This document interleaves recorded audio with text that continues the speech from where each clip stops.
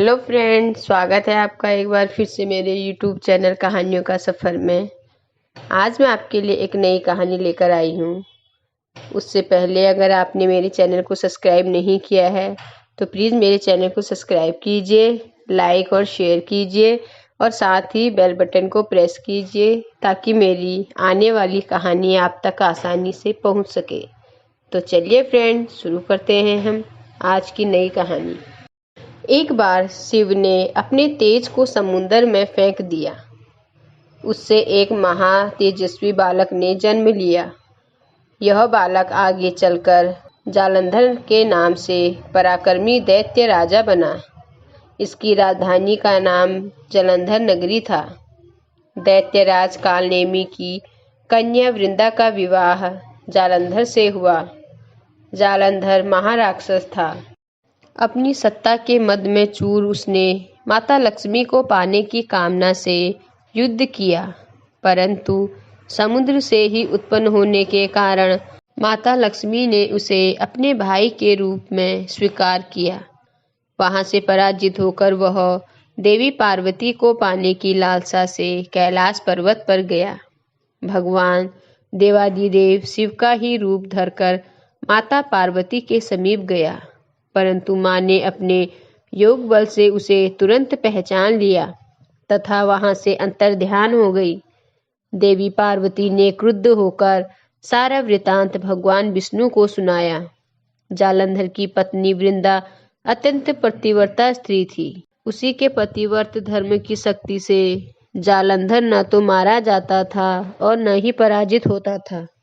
इसलिए जालंधर का नाश करने के लिए वृंदा के पतिव्रत धर्म को भंग करना बहुत आवश्यक था।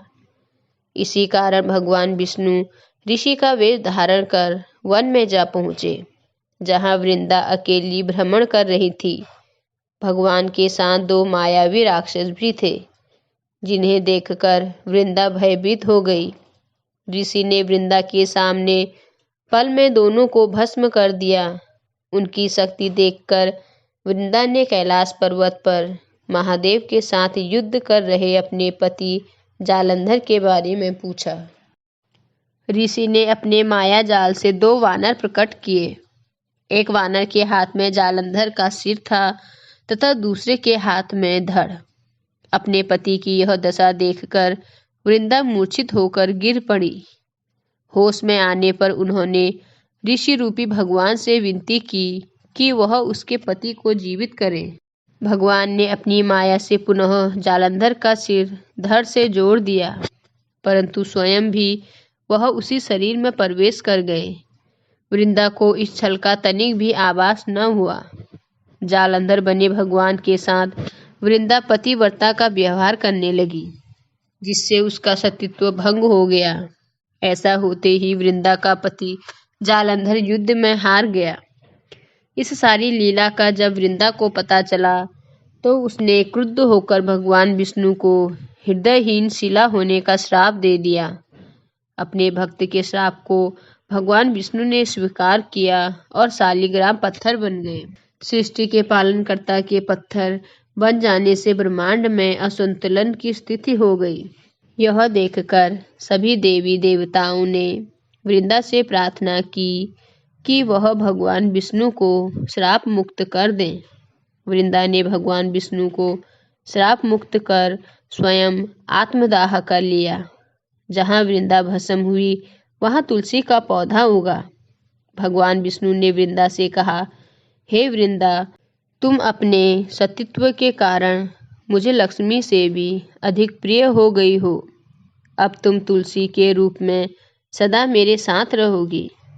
तब से हर साल कार्तिक महीने के देव उठावनी एकादशी का दिन तुलसी विवाह के रूप में मनाया जाता है।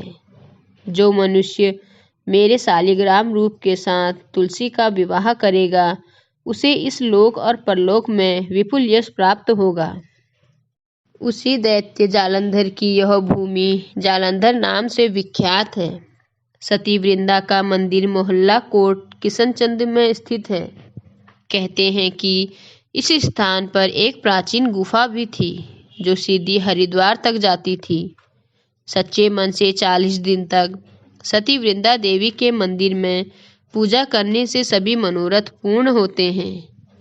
जिस घर में तुलसी होती है वहाँ यम के दूत भी असमय नहीं जा सकते।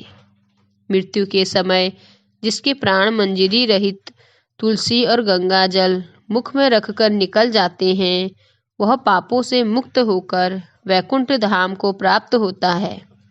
जो मनुष्य तुलसी व आंवलों की छाया में अपने पितरों का श्राद्ध करता है, उसके पितर मोक्ष को प्राप्त हो जाते हैं। तो फ्रेंड्स, आपको आज की कहानी कैसी लगी मुझे लाइक और कमेंट कर ज़रूर बताएं। धन्यवाद।